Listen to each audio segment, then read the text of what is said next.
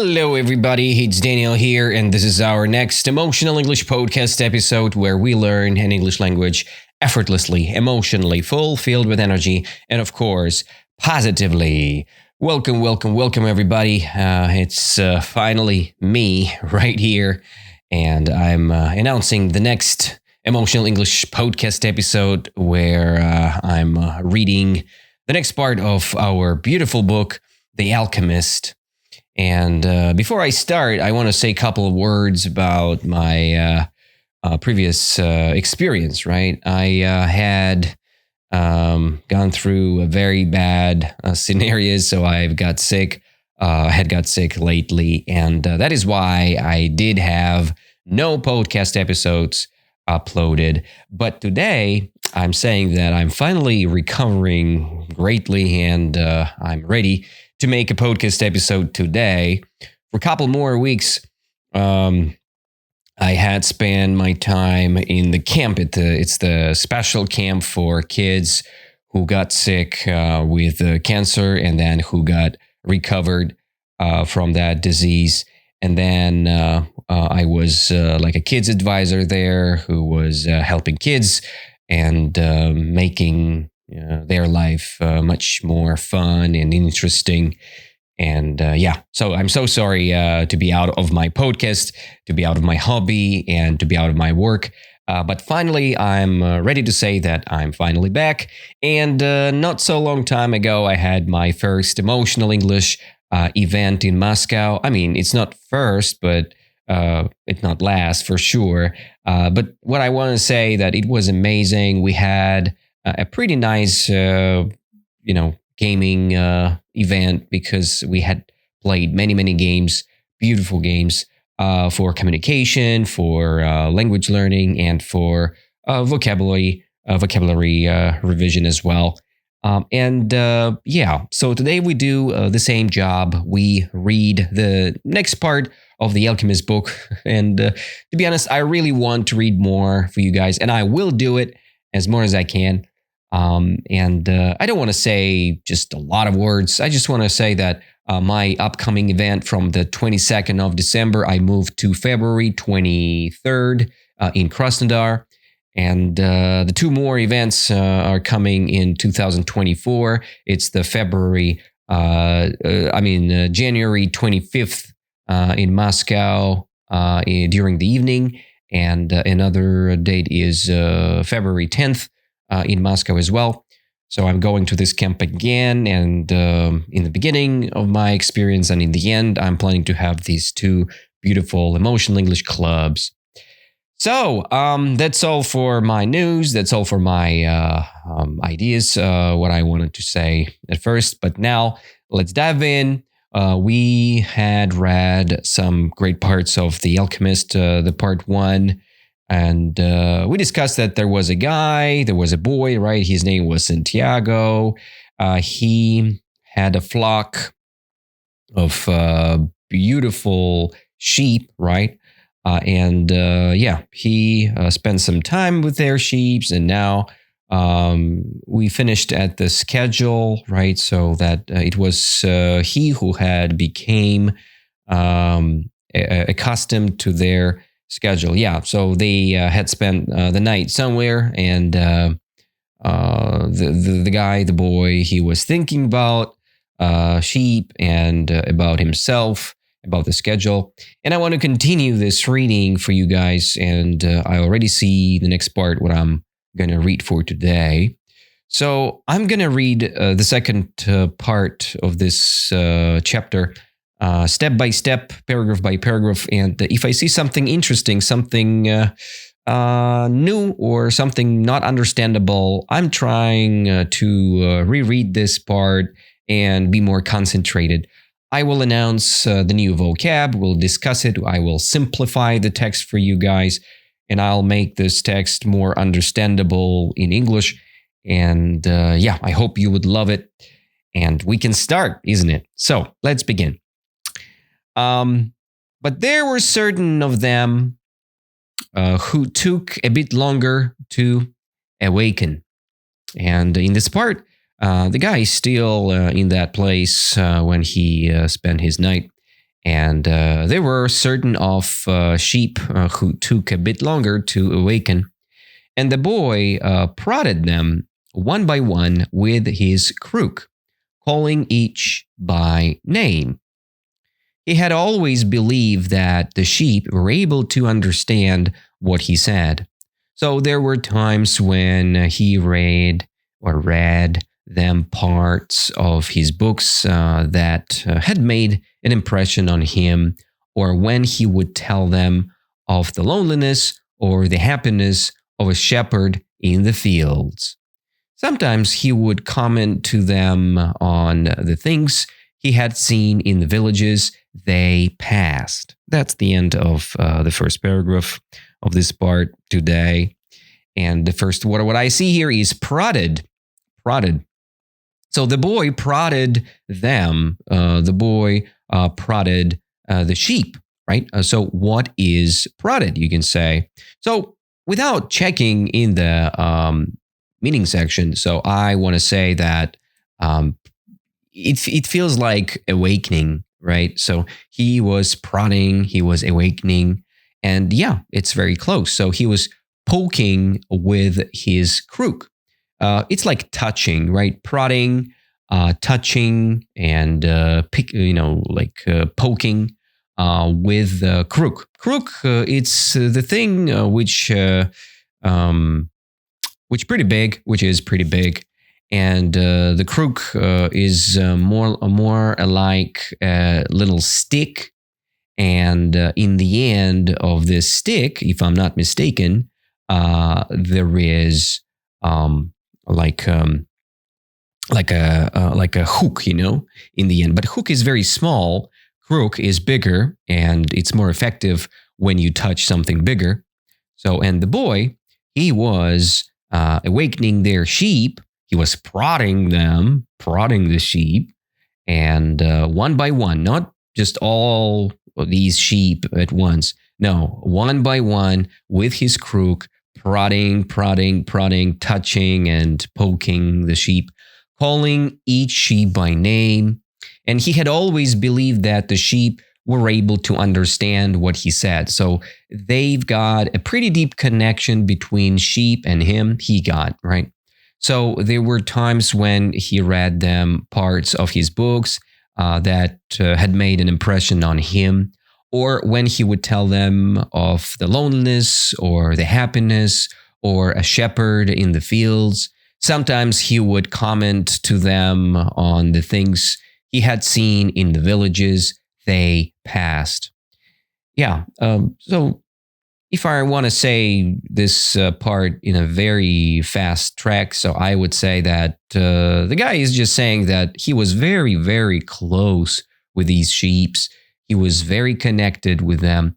So when he got some impression, or when he got something interesting from their books or from his books, he was ready to share this knowledge or his emotions with his sheep and with his flock. And they've got a very good connection, right? And when he had some emotions related to his traveling or related to the villages they had passed, so he was ready to share the emotions with the whole flock. Okay, that was the first paragraph. And we discussed the part about prodded. Prodded, it's the same as touching, poking, and the crook. It's a very big hook, and probably the crook is on the staff, or it's like the big stick. He's using, all these shepherds, they use this big stick just to control the flock, and the crook is in the end. So it's just very handy. You can put the lamp on the top of it, right? You can handle something there, right? I think it makes sense why there is a crook and not something else. But for the past few days, he had spoken to them about only one thing: the girl, the daughter of a merchant who lived in the village they would reach in about 4 days. He had been to the village only once the year before.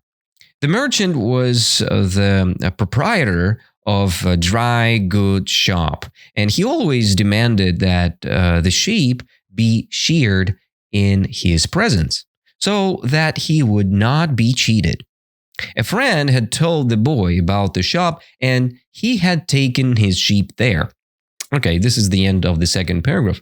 So let's go step by step, and I'll comment each sentence right now. But for the past few days, he had spoken to them about only one thing. So he had been speaking with his flock and with his sheep about one important thing for himself. It was the girl. So he was thinking of the girl. He had been thinking of the girl, the daughter of a merchant. The merchant, it's a person who is like a seller, but from the, let's say, medieval times, right? Medieval, it's the time of knights and shields and swords and kings and queens.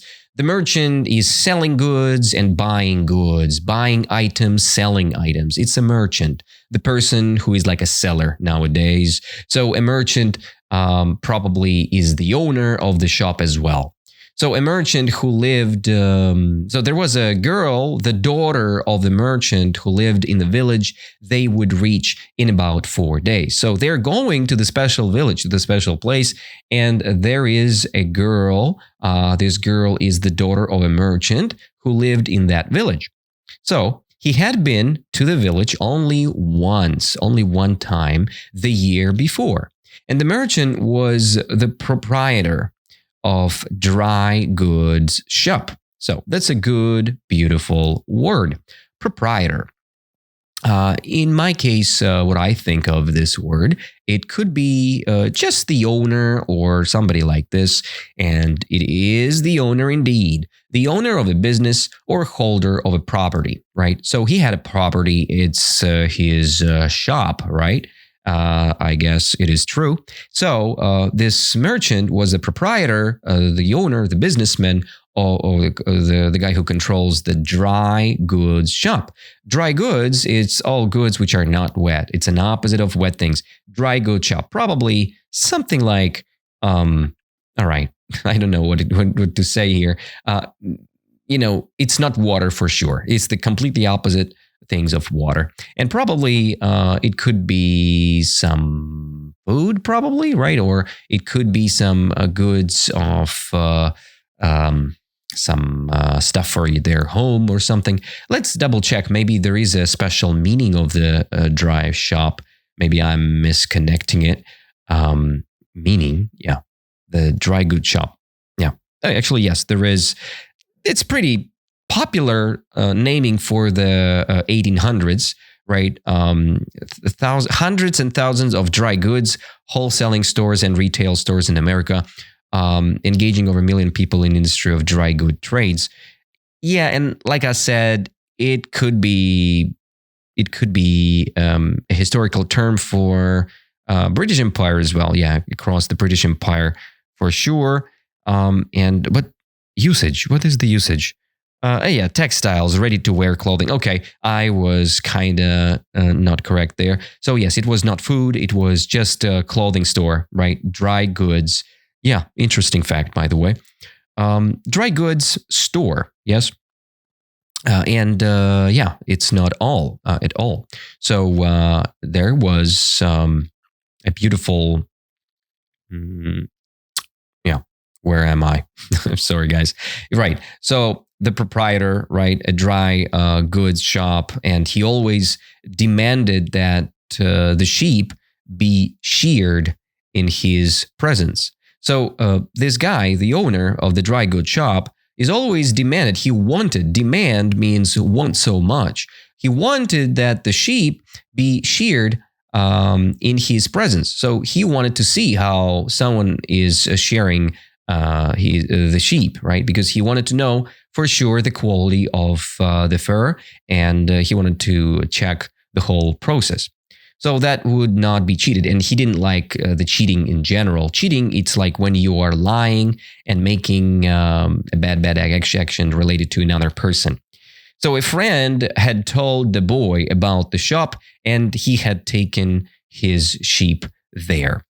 Yes. So a friend had told the boy about that guy, about that proprietor, and he had taken his sheep there. That's actually the story, how the boy had met the girl and how he is going to that place one more time, and he's gonna be there in 4 days. All right. And next is coming the discussion between boy and this beautiful girl. Let's dive in, shall we? I need to sell some wool, the boy told the merchant. Oh, it's not between the girl and the boy. It's just the starter with the merchant. I need to sell some wool, the boy told the merchant. The shop was busy, and the man asked the shepherd to wait until the afternoon. So the boy sat on the steps of the shop and took a book from his bag. I didn't know shepherds knew how to read, said a girl's voice behind him. The girl was typical of the region of Andalusia. Yeah, if I'm not mistaken. With flowing black hair and eyes that vaguely recalled the Moorish conquerors. Oh, what a beautiful description. So, let's begin from that part. So they started the discussion with a merchant, right? So, and the merchant said that the shop was very busy, and the man asked shepherd to wait until the afternoon. So, and the boy, he was just waiting on the steps of the shop, right? He took a book, he started probably the reading, and the girl started the conversation. I didn't know, she said. Shepherds knew how to read, said the girl. And the girl stood behind the shepherd. The girl was typical of the region of Andalusia, with flowing black hair. Flowing black hair. What a beautiful description. And let's discuss what does it mean, shall we? I guess it's pretty fair to describe it. I guess it is. So flowing, it's the case of long hair, right? And it's kind of beautiful probably, right? It's very sleek, smooth hair, that's a flowing hair. It's like with a flow, the word flow. I think that's pretty connected. These beautiful hair were flowing and black, and the eyes of the girl vaguely recalled the Moorish conquerors. Yeah, what does it mean? Vaguely. It's another good word we see here, vocab.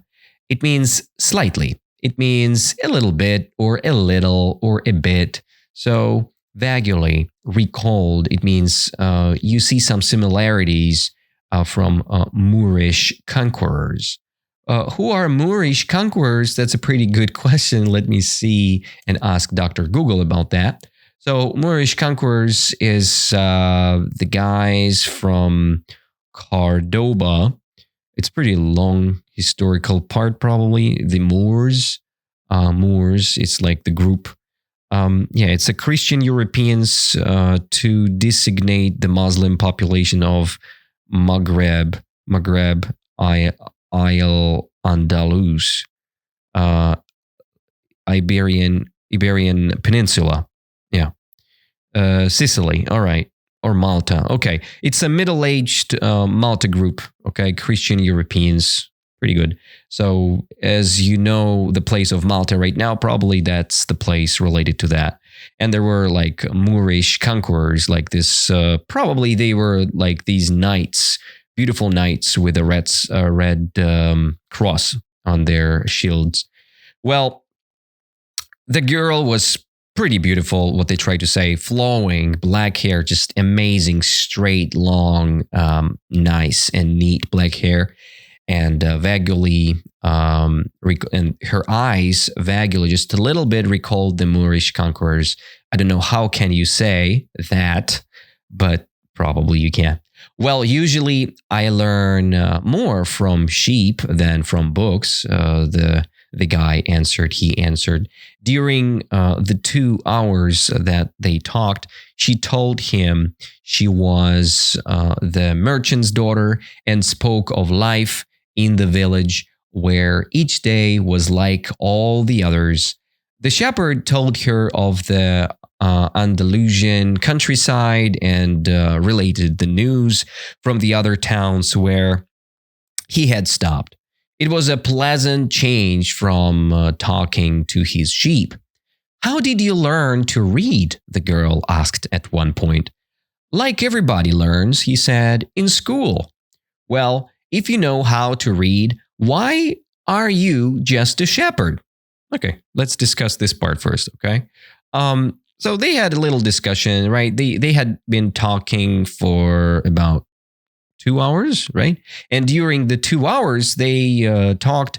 She told him who she was, or something that like this. And she was the merchant's daughter. And they spoke of life in the village, where each day were like all the others, right? And the shepherd told her this Andalusian countryside lifestyle and got some news for her, told some news. From other towns, right? Because she lived only in one small place and he kind of traveled from one place to another.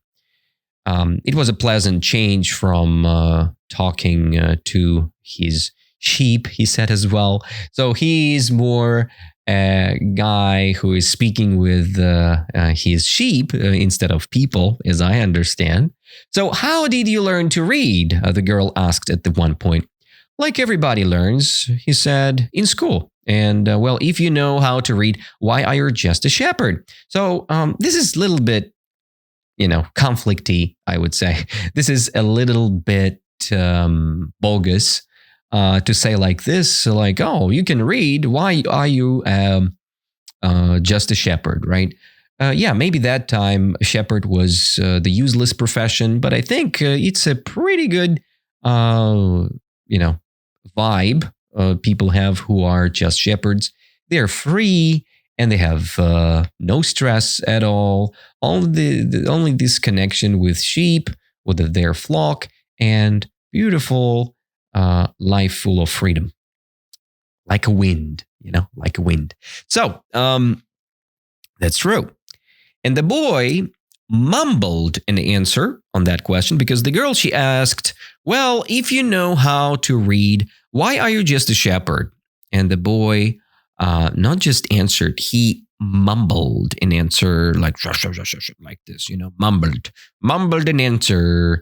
And mumbling, this process is when you are very quiet, right? You can call it as a synonym as murmuring, muttering, right? So when you say something very, very quiet and people can't hear what you're saying, and the boy mumbling, he was mumbling an answer that allowed him to avoid responding to her question. So he didn't answer this question. He was just blah, blah, blah, blah, said something, and he was sure the girl would never understand why that all things happening, right? He went on telling stories about his travels, and her bright Moorish eyes went wide with fear and surprise. As the time passed, the boy found himself wishing that the day would never end, that her father would stay busy and keep him waiting for 3 days. He recognized that he was feeling something he had never experienced before, the desire to live in one place forever, with the girl, with the raven hair. His days would never be the same again. But finally the merchant appeared and asked the boy to shear 4 sheep. And he paid for the wool and asked the shepherd to come back the following year. And actually, that was like the introduction. That was the story. That's why we see a lot of past perfect tense here. Had, said, or whatever. So we can see a lot of perfect tense here about the past. he's kind of sharing this important story with us, and we're very concentrated here. Yes. So that was the introduction for that connection between boy and the girl. They had met before, and they had met before in these beautiful circumstances when they had a beautiful discussion for 2 hours. And she said that she's a merchant's daughter, and they spoke of life. She said that she has a very boring life, but the guy said that he's great. He had been traveling pretty much a lot, and they had a nice socializing finished. And then she asked a very bogus question. So you can read, why do you a terrible profession owner? He was just a shepherd, right? And the shepherd who could read, right? And this was kind of bogus to ask. But anyway, so he avoided this question, why you are the shepherd. He just mumbled something like this, mumbling. And then that moment, the boy realized that girl was that beautiful. The raven hair girl was amazing. And probably I want to double check what this raven means in this case scenario. Classically, raven is, if I'm not mistaken, it's type of bird, right? Raven, night raven or something. And the meaning is pretty simple. Raven hair, it means very black hair, super black, lustrous black, right? Very black and lustrous. Yeah, I think it's pretty clear to be said here.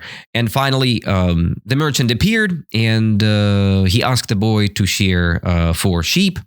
Exactly 4. And he paid well for the wool of these sheep. And he asked the shepherd to come back the following year, next year. And the next upcoming event is actually the story which goes to the next steps of that journey. And to be honest, it's already more than 27 minutes of our podcast episode. And I'm ready to continue our reading later on next episode. I'm really excited to say thank you all, guys, for your support. You can always go to emotionalenglish.ru to check our latest episodes of our podcast, or you can check all the resources you use for listening this information, or you can check on emotionalenglish.ru the information of when and where is the upcoming event is taking place. So just let me know if you have any questions. Send me your message to my Telegram or WhatsApp or any other messenger. Just let me know what you think about our podcast episodes. Let me know what topics you're interested in. I know that you guys, most of you guys, interested in the personal development topics, and I promise you I will publish more of these. And thank you all to being with us today. I'll stay in touch, and next time we'll go to the part number 3 of The Alchemist first chapter, and we'll continue reading and discussing the beautiful story of The Alchemist by Paulo Coelho. Thank you all, guys, and I hug you all, and don't forget to teach, or not teach, it's me who is teaching, to learn English as more as you can. Listen at least 1 hour a day of English language to be very successful with your practice. Thank you so much, and I see you very soon. Bye-bye.